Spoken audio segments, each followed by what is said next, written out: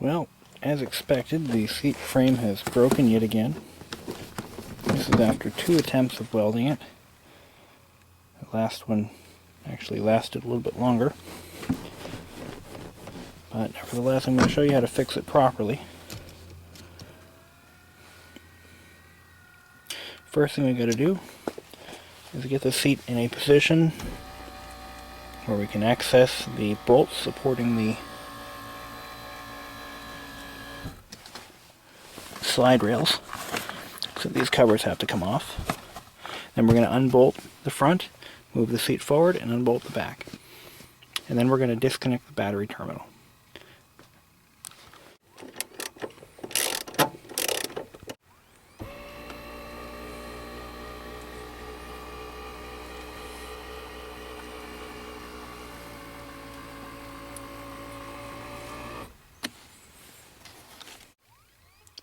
Moving the seat forward allows you to gain access to the rear mounting bolts, so the seat is now free to move out of the car. But it's important to disconnect the main battery before you disconnect the electrical connections under the seat. This will prevent any accidental airbag deployment. And you want to make sure before you disconnect the power, you move the seat so that the rail is right flush with the front of the seat and the back. Disconnect the negative terminal. Only the negative terminal. You can just rest it on this post so that it doesn't move. Tilt the seat backwards, gaining you access to the electrical connections. The 2 white connections are for the motor assembly, and the yellow connection is for your airbag. Use extreme caution when handling your yellow connector, your yellow wire, because that, if it were to receive any static discharge, would cause the airbag to deploy in the seat. Not something anybody wants to do. Just like that. Remove the seat from the vehicle. And I recommend closing the rear door to avoid accidentally scratching the paint as you're pulling the seat out of the car. Once the seat is removed from the vehicle, I suggest placing it on top of a couch. This allows you to keep all parts stable while you're unbolting them. And here you can see very clearly the failure point that caused the breakage in the first place. I'll even show you the modified part the Nissan has designed to prevent such failures from occurring in the future. Right there. I'm not going to go into the great depth of how to get this part off the seat bucket, but I will tell you this. In order to remove the adjuster frame, you have to remove the entire, you have to basically disassemble the entire seat. Both side covers have to come off, including this large cover here, which is a bit tricky to remove. This trim piece has to be removed because the new part doesn't come with it. A lot of these electrical connections will have to be undone. The seat back has to come off, but not entirely. You don't have to remove all the wiring from the seat bucket. This bottom cushion has to be removed. The seat cover comes off first, then the cushion, or they should come off in one piece. Be very careful, as this seat bucket or seat pan is made from very sharp, rough cut aluminum and steel. Actually, I think it is a low grade steel actually, but the edges are extremely sharp, and I have cut myself at least 3 times doing this before. Okay, to give you an idea as to what you're in for, this is the level of disassembly that was required. The top cushion has been removed, and we're now down to a bare frame. The seat back, I'm leaving the wires in place so I don't have to worry about rerouting them later. All electrical connections have been undone.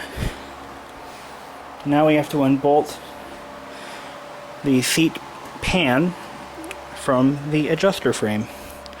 We're also going to have to remove a few other odds and ends. such as this right here, which is the driver's side seatbelt buckle. Alright. Okay, now we're going to unbolt the seat pan from the seat frame, being careful not to stretch out any of these cables.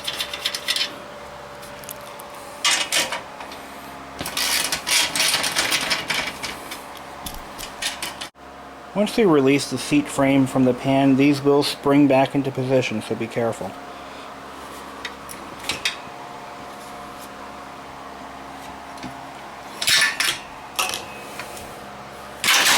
Just like that. Now here's the fun part, where we get to compare the two parts side by side and see what has changed to prevent this failure from occurring in the future. Now I can tell you firsthand that the dealership is doing the company a disservice by not telling the customer that the part has changed, when in fact it has. They actually will tell you that they have not changed a thing, and I'll show you what they've done. The front part of the frame appears to be almost identical. In fact, it is identical. Nothing has changed in the front. The motor assembly, which was never a failure point for this seat frame, hasn't changed at all. All parts are exactly the same. Moving towards the back, where the failure point actually occurs, there has been a drastic change in the design. Well, subtle change. Okay, this side never breaks.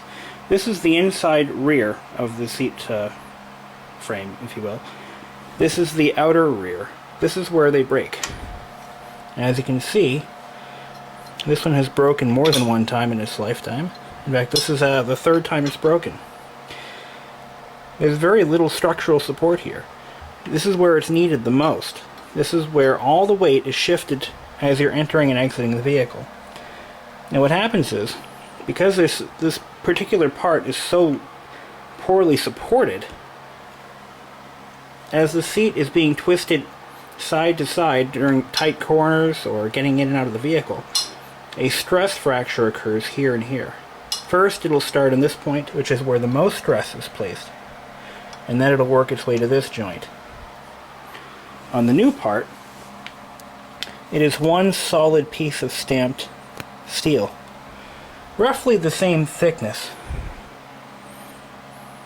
But all that matters is they've added metal here, or should I say they didn't punch it out here. They shaped the part differently, so that the failure is less likely to ever occur, if ever. Which means that if you buy a part from the junkyard, this is what you get. When you pay the $650 from Courtesy Nissan, this is what you get. Big difference. You can weld the piece back together like I had, but there's no guarantee that it'll last. This particular fix only lasted about 4,000 miles.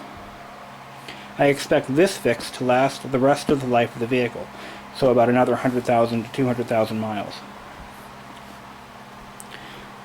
And there you have it.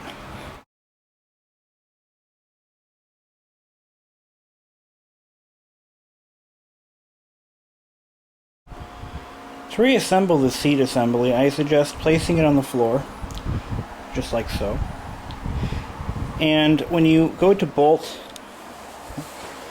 the assembly back together, I suggest doing one, maybe the front first, and then the rear, because it's actually spring-loaded. So you're going to have to bolt the rear together, rear to the pan, and then shift the assembly forward as you line up the front mounting studs into the holes. Well, it's starting to look a little bit more like a seat, and weigh as much too. Now here's the question that I'm sure a lot of you are asking yourself, and will be asking me in the comments field. Why is this happening to a $40,000 car? Well, I can tell you why. Cost cutting and poor design. But the rest of the vehicle seems to be holding up quite well, so I guess I can take the good with the bad. Am I upset? Absolutely.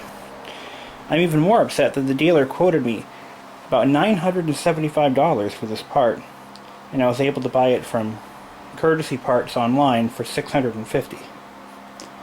Now, I should never have to buy this part to begin with. But like I said, you can take the good with the bad. So let's go ahead and finish the assembly, put the trim pieces back on, put it in the car.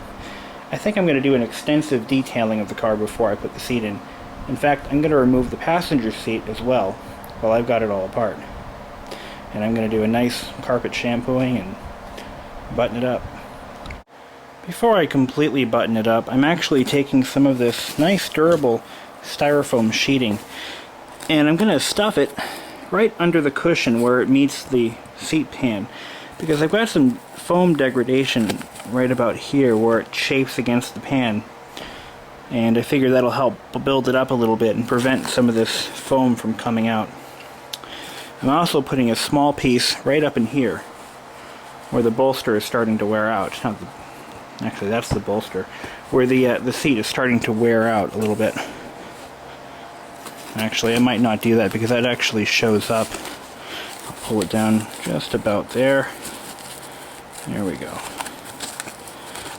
And that'll help prevent further deterioration of the foam.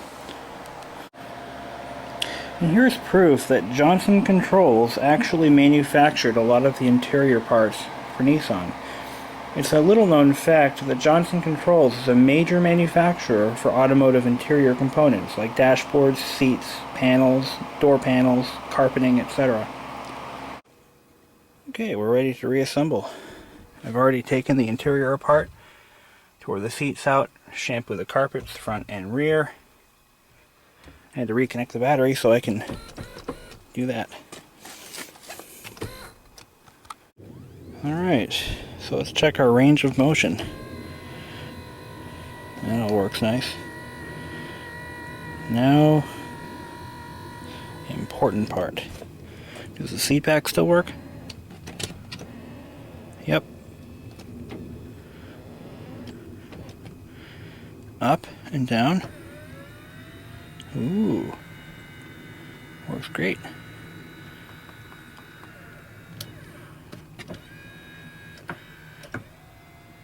Everything seems to work just fine.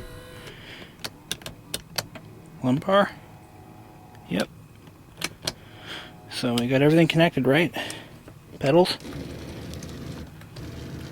Yep. Sweet. Looks like we got it all working.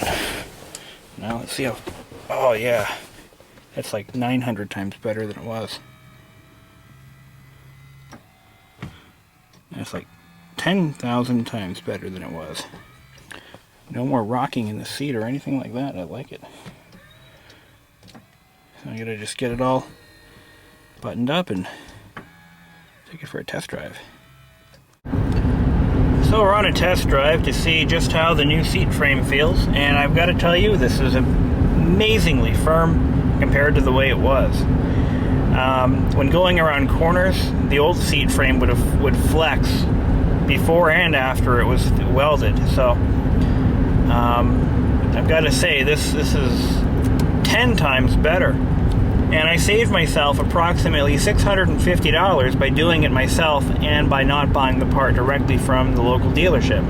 By buying the part from Courtesy Nissan, I saved almost half the cost of the part by itself. Now, if I were to pay the dealer for installation, I'd be looking at around $300, maybe even $400. So,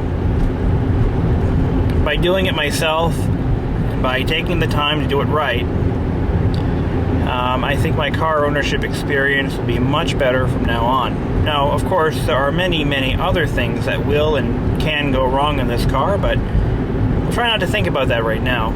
Just enjoy everything while it works. So that's it for now, and I hope you've enjoyed, and I hope you've learned something from my mistakes. Till then.